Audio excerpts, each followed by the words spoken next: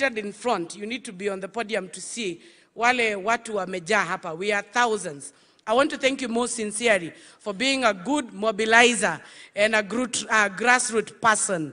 Kwa sababu watu ambao hawatoweza kupanga raia, most of the time our people feel as if they are left out. Tupigie Gacheri makofi kwa ibada ambayo ni mzuri kabisa. Number 2, Your Excellency, allow me to thank you, number 1, for allowing yourself to serve the people of the Republic of Kenya. Indeed, it's a calling.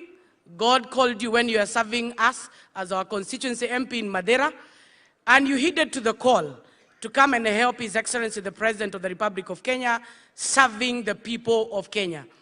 I also want to thank you for being number 1 mentor of our young people, our women, our middle-aged persons, and also mentoring and encouraging our elder persons and older persons in the community. I want to thank you because Wakikuyu saa zingine na hii watu yetu ya Mlima Kenya huwa wanasahau. You vacated your seat and single-handedly you helped the area member of parliament for Madeira to make it to the parliament without going through party primaries. And that is a young man you brought us to the parliament. I want to thank you because you've demonstrated beyond reasonable doubt today that Gacheri is holding her head high as a young woman from this region, and you are mentoring her to become a bold woman, a grassroots mobilizer, and possibly one day she'll become a female deputy president. I want to thank you most sincerely for not allowing our older persons and elder in the society to be neglected. Lest we forget where we've come from as a nation, that there is no nation that is successful without all age groups and age sets brought together. If you are young today, I want to remind myself that one day I will be called Shosh, and one day I will be called Maito Marayapili. It is a joy of every parent, it is a joy of every woman that one day you will live to see your grandchildren. And therefore, it's a clarion call to myself and everybody who cares to listen, including ourselves young people, that one day you'll be Shosh and one day you'll be Guka. And therefore, for that reason, because this is a season we are in and we are transiting into, it is very important that you watch out and behave well, because the same way you treat people shall be beckoned unto you when that day comes.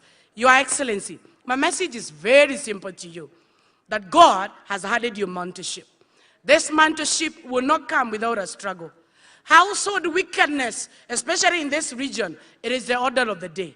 There is no king and there is no great man who did not face oppression and household wickedness. And therefore today I want you to hold your head high, knowing very well that people in Nairobi may not be very comfortable with you, may not like your leadership style. Lakini hawa wamama hapa vijijini na hawa wazee, ground iko nyuma yako, because you are our seal at the top. Up there, you are our seal.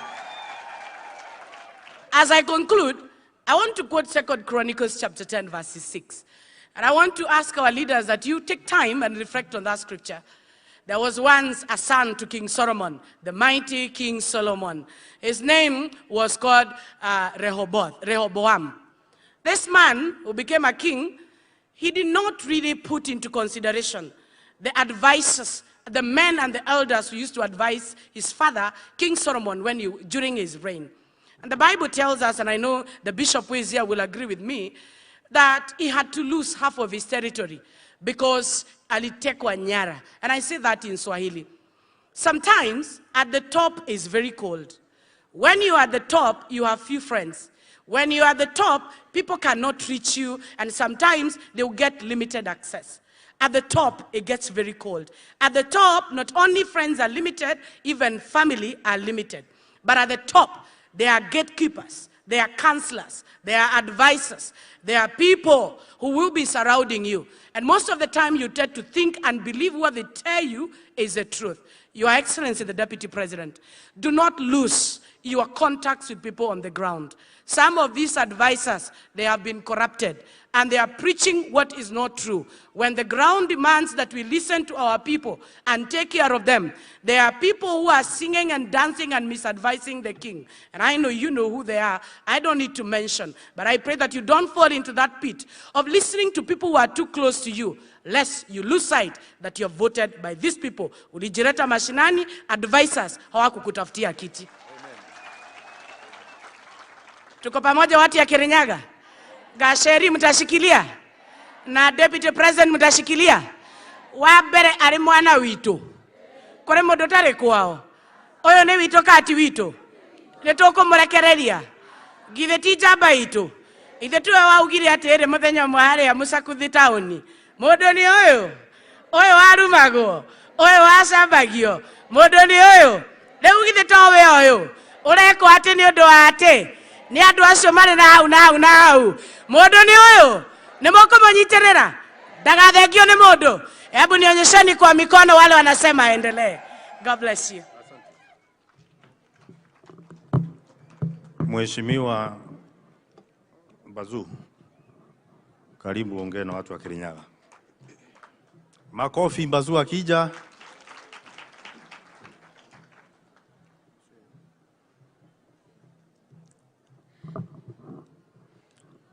Asante sana Senator Mrango, Senator wa Kirinyaga, Naibu wa Rais wa Jamhuri ya Kenya, Wimelep Gacheri, Wimelep wa Kirinyaga, Wimelep wengine kutoka pembe tofauti za Kenya wali hapa, wabunge wenzangu, wabunge wa kaunti ya Kirinyaga na wenginepo walio hapa, na wananchi wa Kirinyaga kwa jumla, hamjambo? Salimiane hewani.